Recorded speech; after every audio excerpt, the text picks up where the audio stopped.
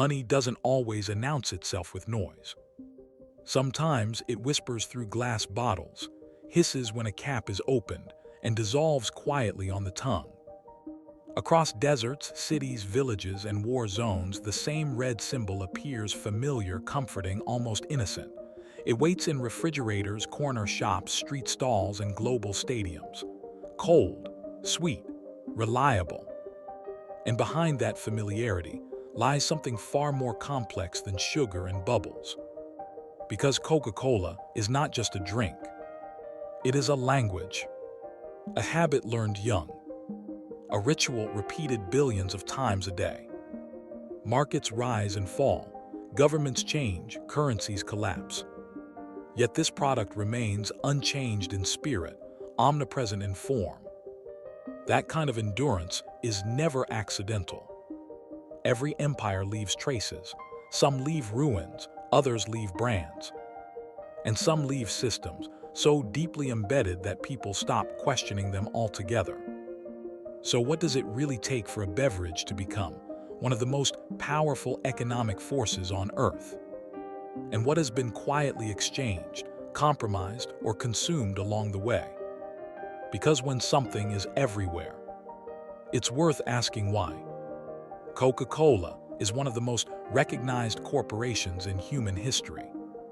Founded in the United States and now operating in more than 200 countries, it sells over 1.9 billion beverages every single day. Its logo is recognized by more people than the Christian cross, the crescent, or any national flag.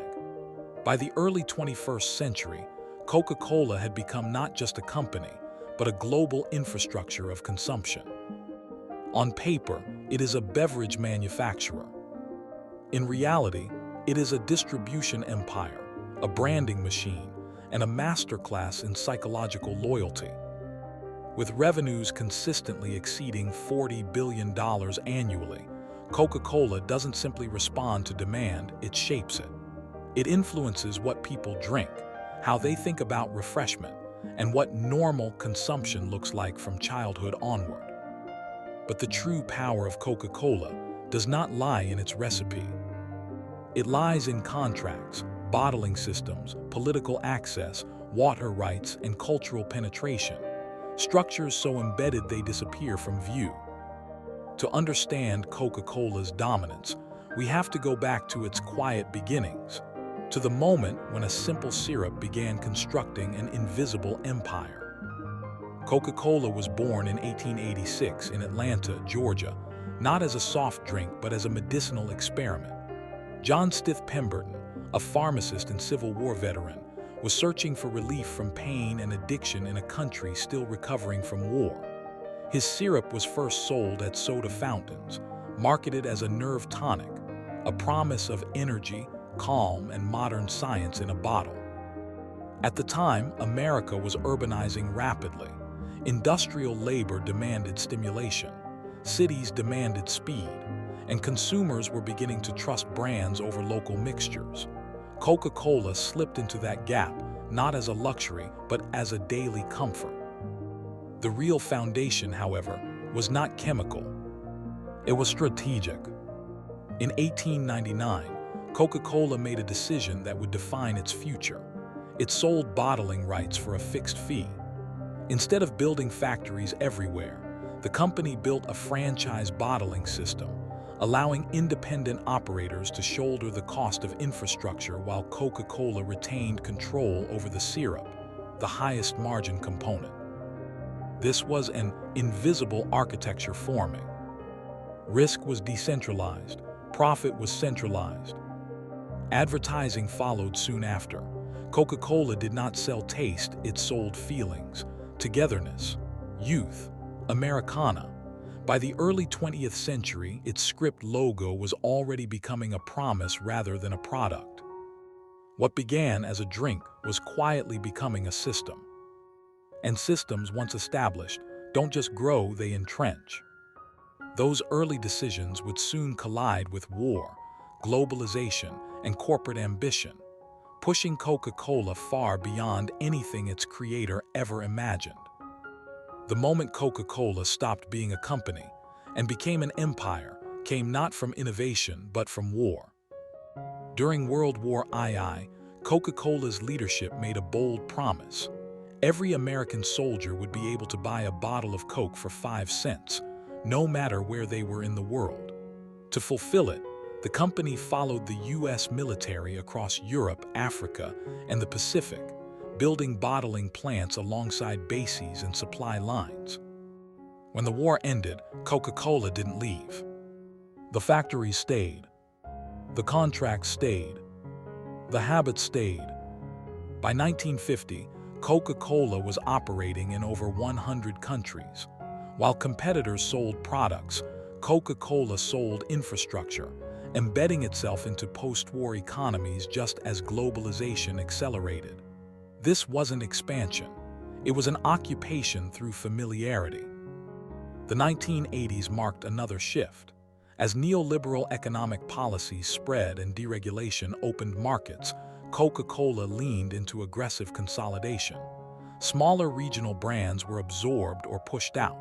Shelf space became battleground territory. Distribution exclusivity ensured visibility and invisibility for rivals. In 1985, the company made a rare misstep: New Coke. Consumer backlash was immediate and emotional. Yet even this failure revealed Coca-Cola's deeper strength: emotional ownership. The company didn't just correct the mistake, it monetized nostalgia, proving that the brand had become part of personal identity. By the 2000s, Coca-Cola's valuation exceeded $150 billion, with margins protected not by innovation but by scale, contracts, and cultural lock-in. Water sources were secured, supply chains optimized, governments courted. What looked like market success was actually something subtler: control over distribution, psychology, and access. The real question was no longer how Coca-Cola sold drinks, but how much of the world's daily consumption passed through its system. The most powerful engine inside Coca-Cola is not sugar, branding, or even scale. It is asymmetry. Coca-Cola owns the least expensive part of the process, the syrup, while bottlers absorb the most expensive risks: factories, labor, transportation, and regulation. The company collects licensing fees and concentrates sales with margins that routinely exceed 60%. Then there is water. Marketed as abundant and free, it is the company's most critical input, quietly secured through long-term agreements, often in regions where access is politically fragile. In some markets, Coca-Cola pays fractions of a cent per liter, then sells it back at thousands of times the cost. Pricing is psychological. Small price increases are spread across billions of purchases, making them invisible individually but massive in aggregate. A silent lever, pulled slowly. Marketing does the rest. By associating happiness, youth, and belonging with a product that has no nutritional necessity, Coca-Cola transformed consumption into identity. The result is not addiction in the medical sense, but dependence on the economic one. A system where profit doesn't need to be persuaded. It simply needs to be present. Every bottle of Coca-Cola carries more than liquid. It carries labor, history, and consequence. For millions of workers, Coca-Cola represents employment, bottling plants, delivery routes, retail chains. For small shop owners, it is often a requirement, not a choice. Refrigerators are branded. Shelf space is contracted. Visibility is negotiated. For consumers, the impact is quieter. Sugar consumption rises. Health systems strain. Habits formed in childhood become normalized into adulthood. In many countries, Coca-Cola is cheaper than clean drinking water, not by accident, but by system design. Culture shifts too. Local drinks disappear. Regional tastes flatten. Global sameness replaces diversity, one cold bottle at a time. And yet, there are no villains here. Only incentives. Every paycheck reflects a corporate structure built decades ago. Every purchase echoes a strategic decision made in a boardroom long before the consumer arrived. Coca-Cola didn't force its way into daily life. It aligned itself with desire, convenience, and modern identity. That is how power lasts, not through control alone, but through acceptance. Coca-Cola began as a syrup. It became a symbol. And then, quietly, it became a system. Not just a drink, but a global habit engineered through contracts, culture, and control. Its success was never about taste alone. It was about understanding how people behave, how markets lock in, and how convenience can outpace consequence. The dark truth is not that Coca-Cola exists everywhere. It's that we stopped noticing how it got there. As consumers, we participate in systems long before we understand them. And those systems continue evolving, unseen, unquestioned. If this story changed the way you look at everyday brands, share your thoughts below. Like, subscribe, and join the conversation. Because the most powerful stories in business are the ones still unfolding.